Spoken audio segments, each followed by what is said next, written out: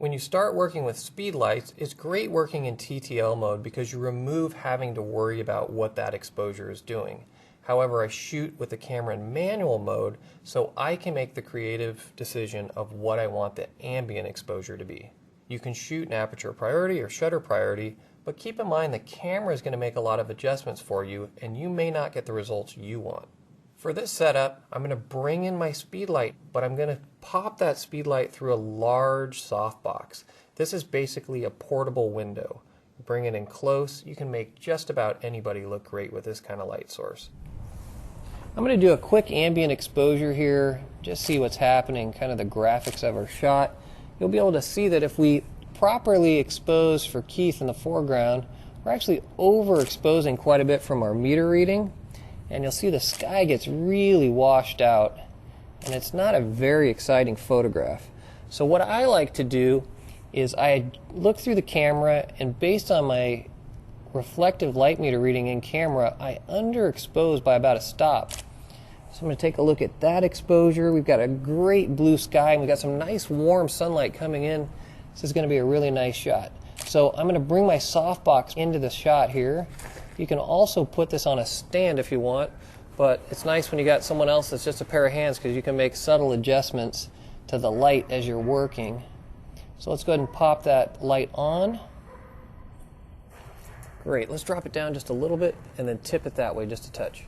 Tip it, tip it, tip it, tip it. Good, right there. And I'm going to turn this on so our commander mode is working, and this is now triggering that speed light. Oh, that's looking great. Love it.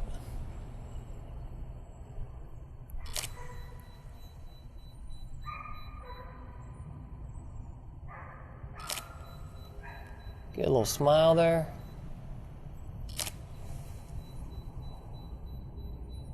Good, and let's get one more good one, a little laugh. Ha ha.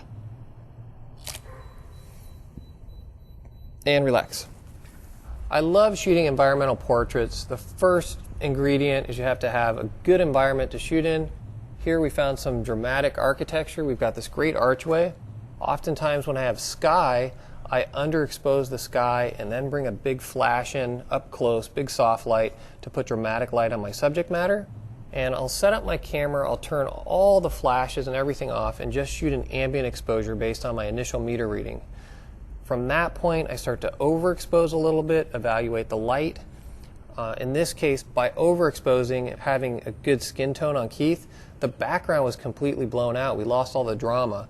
So what I did is actually underexposed from the ambient by about 2 stops and then brought the softbox in for a big main light. Between those two things, you're creating an image that the human eye can't see. You have a deep blue sky with an underexposed ambient, and then you're overexposing that flash just slightly to create a beautiful dramatic light on the subject, and you end up with a really interesting portrait.